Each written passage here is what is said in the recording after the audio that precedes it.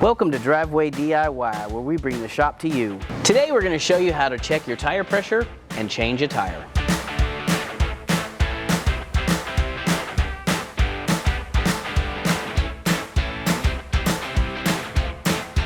While this particular tire is not flat, the vehicle was driving poorly, and from this shot you can see why.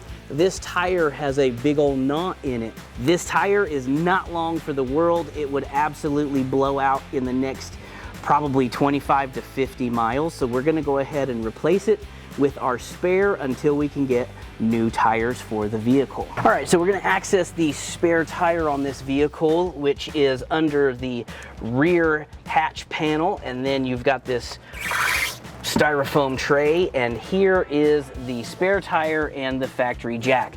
So we're just gonna go ahead and pull this out. This comes out as a unit.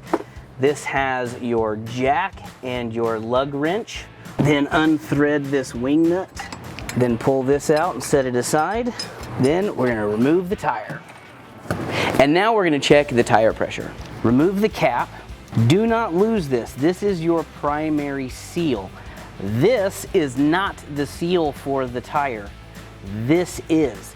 So we've got a basic tire pressure gauge here. You make sure it's square on the valve, push it in, and then let off. So this tire is correctly inflated at 40 PSI. If you're doing this on the side of the road, you're gonna be using a tire iron like this. Before you jack up the vehicle using the factory scissor jack, you're gonna wanna break all of these loose. This is a scissor jack. It raises and lowers off of this little jack screw right here. So what I normally do would twist this until it gets close to where we're gonna touch on the vehicle. There's these two notches. We're gonna go right between here on this pinch weld. That is the factory lift point. So we're just gonna use a regular screwdriver, stick this in here and just crank this up like this. Now, if you're changing a flat, you're gonna wanna raise this up as much as you can so that you can get the spare tire under the vehicle. If your tire is flat, the wheel will come off the ground much faster, and you'll still have to raise it back up to get your spare tire underneath the vehicle. We've got clearance under the wheel. It moves freely. Use our tire iron and remove the lugs. Then pull the tire off. Now we bring our spare wheel in. Now this is a donut space saver wheel. You don't want to spend too much time on one of these.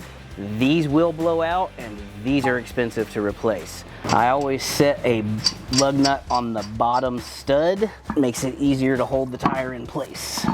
And we throw the rest of them on. Then use your lug wrench, snug them down, and then tighten them in a crisscross sequence. Then we're gonna lower the jack. Just stick the screwdriver in and turn it down. Now that the weight of the vehicle is on the wheel, we can go ahead and torque this down. We're just gonna push this down basically as hard as we can. So you just wanna get these snugged in a crisscross pattern. This is a space saver donut spare. Do not exceed 50 miles an hour and make sure that it is properly inflated to the maximum pressure, which is 60 PSI on this tire. Looks like it's at about 16 pounds. So we're gonna go ahead and air this up. And we are right at 60, dead on the money. Don't forget that cap. Remember, that is your primary seal. And that's all there is to checking your tire pressure and changing a tire.